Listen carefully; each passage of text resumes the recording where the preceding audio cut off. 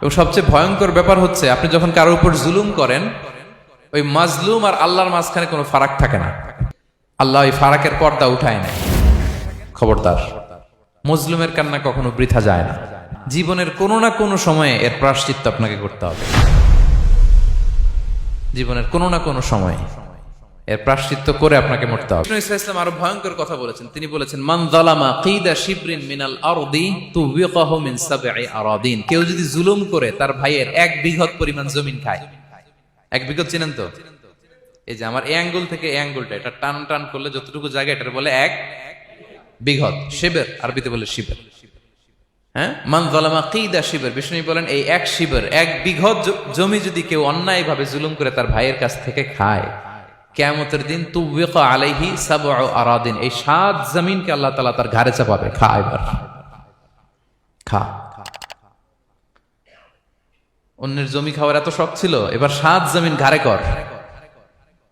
কিয়ামতের ময়দানে আপনার দেহটারে বিশাল আকৃতির করা হবে, এই 7 জমিনকে আপনার কাঁধে তুলে দেয়া হবে। এজন্য আমরা অন্যের রাইটস, অধিকার যেন নষ্ট না করি, কারো উপর যেন জুলুম না করি, কোনোভাবেই না। আমরা নানাভাবে এই জুলুমটা করি।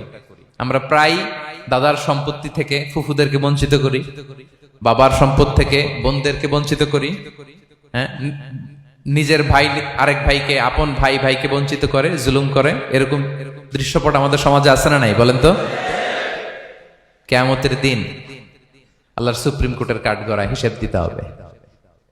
আর এই জালিমদেরকে আল্লাহ তাআলা পছন্দ করেন না। এবং সবচেয়ে ভয়ঙ্কর ব্যাপার হচ্ছে আপনি যখন কারোর উপর জুলুম করেন, ওই মাজলুম আর আল্লাহর মাঝখানে কোনো ফারাক থাকে না। আল্লাহ ওই ফারাকের পর্দা উঠায় না। বিষ্ণু বলেন, ইত্তাকি দাওয়াতাল মাজলুম, তোমরা মজলুমের বদদোয়াকে ভয় করো, খবরদার। কারণ ফাইন্না লাইসা বাইনাহা ওয়া বাইনাল্লাহি হিজাব, তার আর আল্লাহর মাঝে কোনো পর্দা থাকে না। দোয়া করলেই ওটা আরশে যেয়ে কবুল হয়ে যায়। আল্লাহ তাআলার চারিপাশে অনেক পর্দা আছে। কেউ কেউ বলে 70,000 নূরের পর্দা। 70,000টা সহিহ হাদিস দ্বারা সাব্যস্ত না, কিন্তু অসংখ্য অগণিত পর্দা, এবং পর্দাও এটা নূরের পর্দা।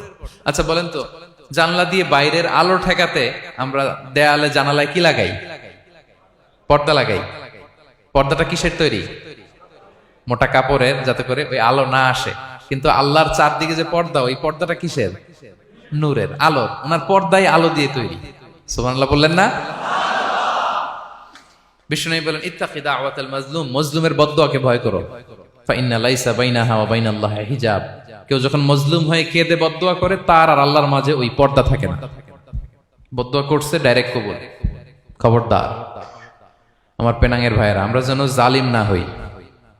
In it's any form, operation in it's any form, যেই কোনো ভাবে, যেই কোনো ক্ষেত্রে, যেই কোনো ধরনের হইতে পারে জুলুম। কাউকে আপনি ছোট্ট কোনো কাজে ঠকালেন, বন্টন নীতিতে ঠকালেন, হ্যাঁ, জমি মেরে দিয়ে ঠকালেন, আমানত মেরে দিয়ে ঠকালেন, ইন ইটস এনি ফর্ম যদি জুলুম করে থাকেন, খবরদার, মজলুমের কান্না কখনো বৃথা যায় না। মজলুমের কান্না কখনো বৃথা যায় না। জীবনের কোনো না কোনো সময়ে এর প্রায়শ্চিত্ত আপনাকে করতে হবে। জীবনের কোনো না কোনো সময়ে এর প্রায়শ্চিত্ত করে আপনাকে মরতে হবে। তাহলে কোন বিশ্বাসী কি জালিম হতে পারে? কারণ ইন্নাল্লাহা লা ইউহিব্বুল যালিমিন, আল্লাহ তাআলা জালিমদেরকে পছন্দ করেন না।